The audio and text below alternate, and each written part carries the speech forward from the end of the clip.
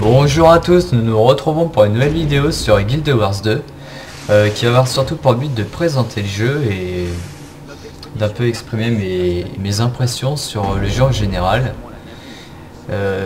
qui m'a quand même assez satisfait. Donc là je vais vous présenter mon personnage. Donc c'est un gardien niveau 80 que j'ai monté récemment à niveau 80 justement. Qu'est-ce que je peux vous dire? Son équipement c'est pas du très haut de gamme. J'ai voulu faire plutôt un gardien tanky. Donc un jour on a réussi à avoir une forteresse, donc j'ai sauté sur l'occasion pour m'acheter un peu de stuff de Balthazar. Votre aide serait sûrement la bienvenue. Vous êtes disponible. Oui, donc là le mec me demande d'aller à une expédition au sud qui se trouve ici. Le gros problème c'est que c'est un événement qui a planté hier soir et il est toujours planté, ce qui fait que c'est un peu là où tout le monde farm. Et puis ici maintenant on se fait un peu chier parce que il y a pratiquement aucun mob, donc c'est pas super pour farm. Donc je reviens à mon stuff. Donc le stuff en général c'est de l'exotique avec un peu de rare quand même. Et le rare j'ai pris le stuff chevalier pour être un petit peu tanky. J'ai réussi avec la forge mystique à avoir une belle épée. Et des fois je joue au sceptre focus ou alors j'utilise le bâton. Donc ça dépend. En termes d'aptitude, j'ai pris plutôt des aptitudes orientées sur du support tank. Donc voilà, ça permet au jour de voir un petit peu mon build. Donc après voilà, je suis parti de rien. Je me suis mis à l'idée que ce build était assez intéressant pour se healer et éviter de mourir trop facilement, parce que mettre des points en zèle à partir de 15 points ça devient plus intéressant. Le charisme c'est pareil. En fait les zèles et le charisme c'est surtout orienté sur les armes d'esprit d'après ce que j'ai vu. Courage et honneur ça va plus être orienté sur du heal, du tank, enfin c'est plus intéressant à mon goût. Donc voilà. Là nous nous trouvons actuellement, donc je crois que ça s'appelle, je vais vous dire tout de suite, ça va être difficile on va dire. Le rivage maudit, voilà. C'est une super zone pour farmer dans ces environs là. Mais comme vous voyez, il y a un événement qui a planté. Hier soir vers 3 h du matin, j'étais en train de le faire justement cet événement et il se passe rien. J'ai ressuscité un mec qui devait réparer le campement, il a préféré me faire un gros bras et attendre que le temps passe. Donc voilà. Attendez, je reviens tout de suite. Me revoilà. Excusez-moi pour la micro coupure que j'ai pu vous faire. J'ai eu un petit imprévu. Donc voilà. Donc là comme je disais on est dans le rivage, enfin on se situe dans la région, le rivage maudit. Donc c'est une super région pour farmer, franchement c'est super cool. Vous avez des zombies qui arrivent en masse, vous rentrez dans le tas, vous êtes en général 10 jours à rentrer dans le tas, il y a au moins 50 zombies. Ce qui fait que vous avez des sacs lourds moisis qui vont vous looter des composants assez... des composants pour tout ce qui est métier. Donc ça va des composants niveau 300, 325 et 400.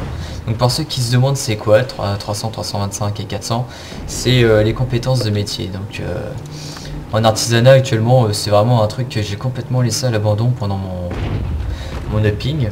Donc là vous voyez je suis apprenti forgeron d'armes parce que j'ai fait une fille 217 sur 400, donc il y a encore du chemin à faire. Et à vrai dire, pour l'instant mon projet c'est pas tellement d'augmenter mon métier, même si je pense que j'ai gagné pas mal d'argent avec. Donc par contre un conseil que je vous donne, vous voyez sur la carte vous avez des ressources. Là il y a du bois, ici il y a du minerai de Richard. D'ailleurs j'ai beaucoup de chance d'en trouver parce qu'il paraît que c'est des choses qui sont extrêmement rares. Donc vous voyez je vais directement aller le chercher, pas perdre de temps. En seconde arme je vais mettre mon petit bâton. Ça va me permettre de me déplacer beaucoup plus vite en mettant une petite zone au sol, parce que les zombies en général je fais pas trop attention. Me copier c'est rien, je prends 2-3 dégâts. Minerai de Reichel, car j'espère que ma pioche est capable de piocher ça. Eh bien oui. Ah, il paraît que c'est extrêmement rare ce minerai de Reichelt, alors j'ai beaucoup de chance d'en trouver. Et il paraît que ça rapporte aussi une quantité d'argent qui est énorme. Parce que moi actuellement mon objectif c'est vraiment pas de crafter et tout, parce que bon, le minerai de Reichelt va vous permettre de créer des armes légendaires je crois. Mais quand j'ai vu le temps qu'il allait falloir pour avoir une arme légendaire, c'est plus rentable de farmer l'argent et d'acheter directement à l'hôtel des ventes, parce que c'est titanesque le temps. Notre expédition est partie au sud. Donc l'hôtel des ventes, je vais pas vous faire un tuto sur comment il marche, parce qu'il n'est pas forcément évident à comprendre, puisqu'il y a beaucoup de choses qui changent, et en général c'est plus de la chance qui va vous faire gagner de l'argent, donc c'est un peu difficile. Donc voilà, donc ça c'était bon, bah, c'est arrivage maudit. J'aurais fait une petite séance de ferme si l'endroit n'était pas complètement planté.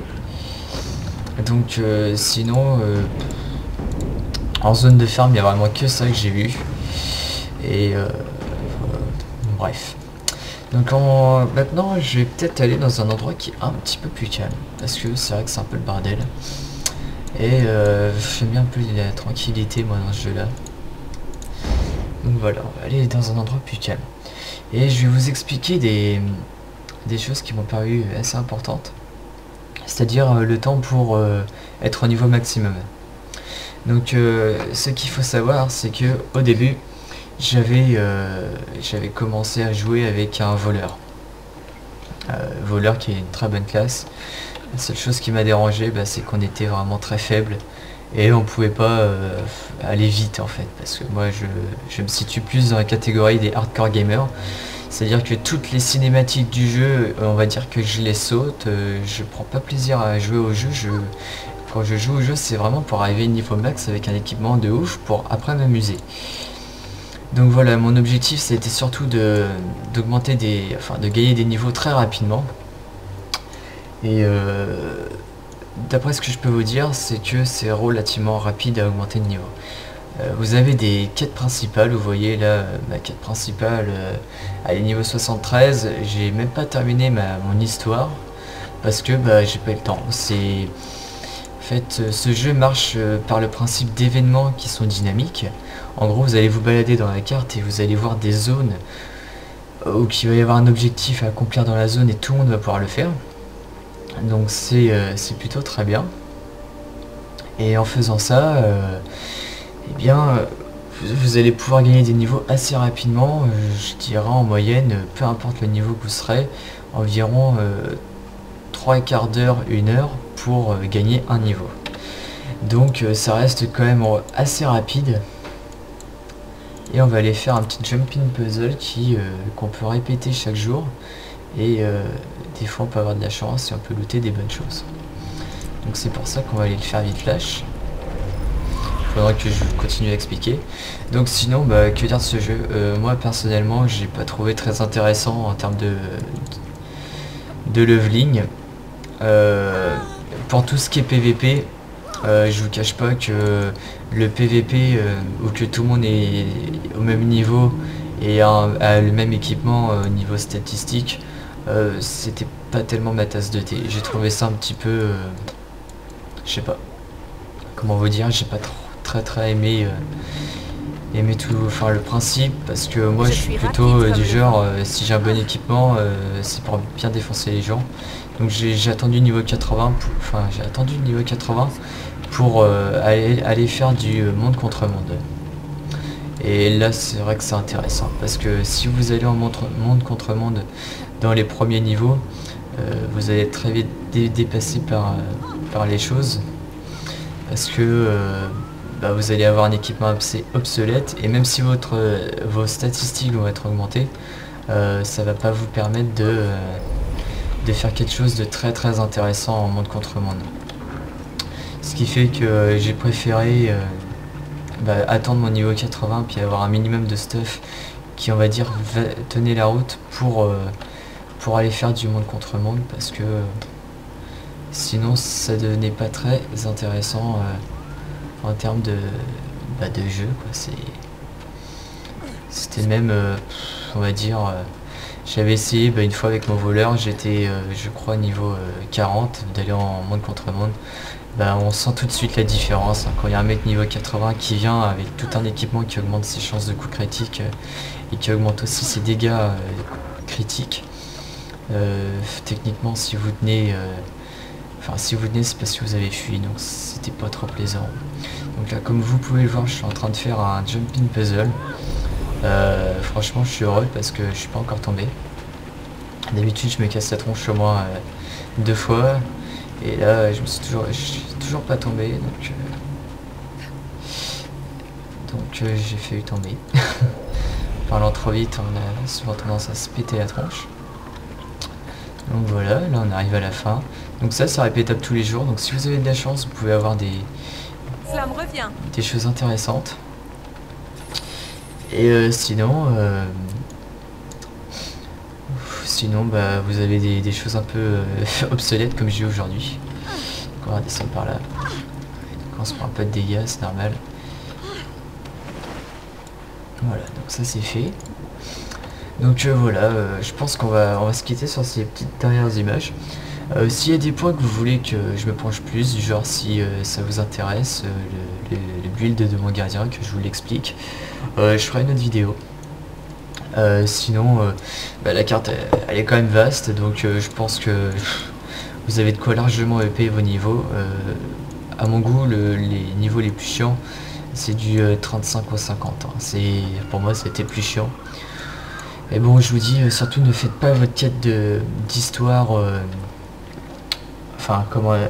au niveau qu'elle est requise. C'est-à-dire si votre quête d'histoire est niveau 45, la faites pas niveau 45. Gardez-la vraiment pour les niveaux qui vont vous sembler longs, parce que vous serez quand même de grosse utilité. En ce qui concerne les métiers, je pense que la chose qui reste importante, c'est que tout ce que vous allez looter autour de vous, ne le jetez pas inutilement ou ne le vendez pas. Gardez-le au chaud. Vous voyez, en ouvrant l'inventaire, en haut à droite, vous avez une petite clé. Enfin, c'est pas plutôt une clé, mais un roue libre. Et là, vous voyez déposer tous les objets collectables. Donc là, moi, je vais pas le faire parce que je compte les vendre pour gagner un peu d'argent. Mais quand vous le faites, eh ben, ils sont déposés directement, donc ça vaut assez le coup. Donc voilà, je vous quitte sur ces images du jumping puzzle qu'on a fait à la passe de Lys dans le saut de Malcher. J'ai vraiment du mal à retenir les noms. Donc ça vaut le coup de le faire tous les jours, ça peut être rentable. Parce que je pars vraiment sur une stratégie de se faire énormément de PO. Donc voilà, j'espère que la vidéo va vous paraître intéressante. Et si jamais vous voulez que je sois plus orienté vers quelque chose de plus précis, je suis ouvert à toute proposition. Avec des amis, on vient de lancer la chaîne. Ça veut dire que vraiment, n'hésitez pas à proposer des choses, même s'il y a des jeux qui vous intéressent. On peut très bien faire des vidéos dessus. N'hésitez pas à nous dire ce qui vous intéresse, parce que je pense que je suis capable de vous offrir des gameplays, je vais pas dire de qualité, mais qui pourront satisfaire à chacun. Et c'est aussi un moyen de lancer la chaîne. Donc voilà, je vous remercie de votre visionnage. N'hésitez pas à commenter, mettre vos impressions et même partager la vidéo si elle vous a semblé assez intéressante. Ensuite, si vous voulez, comme je vous ai dit au moins 4-5 fois, des choses plus précises sur Guild Wars 2, le jeu où je me trouve actuellement, n'hésitez pas à me le dire et je m'occuperai de répondre à vos attentes. Voilà, je vous remercie pour votre visionnage et je vous dis à la prochaine.